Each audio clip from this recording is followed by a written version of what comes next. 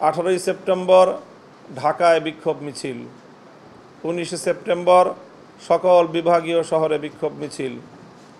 সাংবাদিক বন্ধুগণ, আজকের সংবাদ সম্মেলনে অন্তর্বর্তীকালীন সরকারের উদ্দেশ্যে আপনাদের মাধ্যমে আমরা 5 দফা দাবি জানাতে চাই।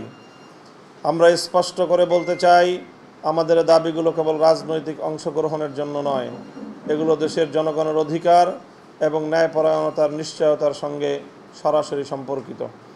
আমরা চাই জনগণ যেন নির্ভরযোগ্য, স্বচ্ছ ও সুষ্ঠু নির্বাচনের মাধ্যমে তাদের প্রতিনিধি নির্বাচন করতে পারে। 5 দফা দাবি দেশের ভবিষ্যতের জন্য ন্যায়, স্বচ্ছতা এবং প্রতিশ্রুতির প্রতিফলন। আমরা আশা করি সরকার জনগণের দাবিগুলোকে গুরুত্ব সহকারে বিবেচনা করবে এবং এগুলোর বাস্তবায়নের জন্য সক্রিয়ভাবে এগিয়ে আসবে। এই 5 দফা বাস্তবায়নে আজকের সংবাদ সম্মেলনে কিছু সুনির্দিষ্ট কর্মসূচি ঘোষণা করব।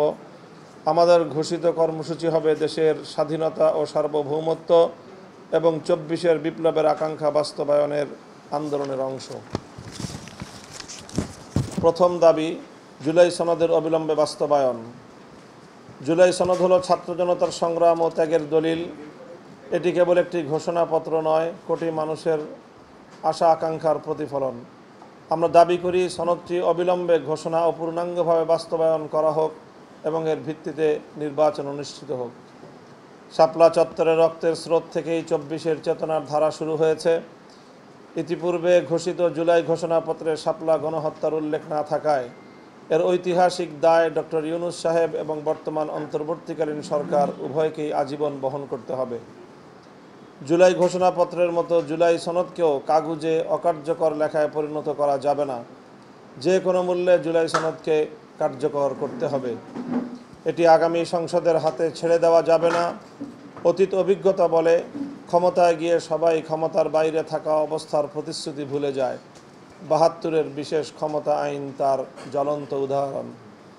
সুতরাং জুলাই সনদ অবিলম্বে বাস্তবায়নের জন্য অধ্যাদেশ, রাষ্ট্রপতির সাংবিধানিক ঘোষণা কিংবা অন্য যে কোনো কার্যকর প্রক্রিয়া গ্রহণ করতে হবে। সংবিধান সংক্রান্ত আলোচনায় জাতীয় ঐকমত্য কমিশনের সাম্প্রতিক বৈঠকে আমরা স্পষ্ট করেছি, বাংলাদেশ খেলাফত মজলিস জুলাই সনদকে কেন্দ্রীয় ভূমিকা দিতে চায়। সনদে প্রস্তাবিত পদক্ষেপগুলো অবিলম্বে ও পূর্ণাঙ্গভাবে বাস্তবায়ন করতে হবে। জাতীয় সংস্কার যদি কেবল কাগজে সীমাবদ্ধ থাকে তবে তা অর্থহীন হবে এবং দেশের রাজনৈতিক সংকট ও অর্থনৈতিক প্রভাব ব্যাহত হবে। তাই জুলাই সনদের ভিত্তিতে আগামী ফেব্রুয়ারি 2026-এর জাতীয় সংসদ নির্বাচনের দাবি জানাচ্ছি। দ্বিতীয় দাবি, আওয়ামী লীগের দোসর আধিপত্যবাদী ভারতের এদেশীয় এজেন্ট, জাতীয় পার্টি ও 14 দলের রাজনীতি নিষিদ্ধকরণ। জাতীয় পার্টি ও 14 দল হলো এদেশে ভারতীয় আধিপত্যবাদের এজেন্ট এবং আওয়ামী লীগের দোসর। এরা বিভিন্ন সময়ে প্রকাশ্যেই গণমাধ্যমে ভারতের অনুমতি ছাড়া কথা বলতে অনীহার কথা জানিয়েছে। ফ্যাসিবাদী শাসনের 16 বছর এরা ভারতীয় প্রেসক্রিপশনে স্বৈরাচারী হাসিনার সঙ্গ দিয়েছে।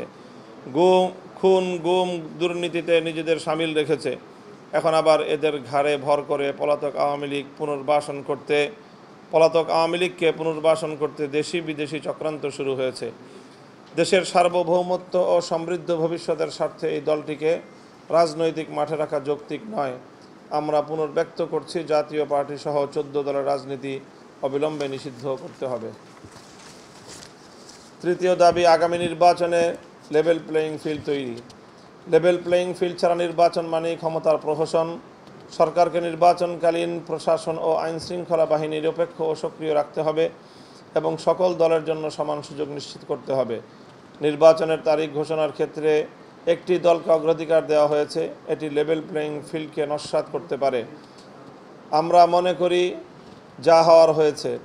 আগামী দিনের সরকারের কোনো কার্যক্রমে যেন কোনো দলের প্রতি পক্ষপাতিত্ব প্রকাশ না পায়।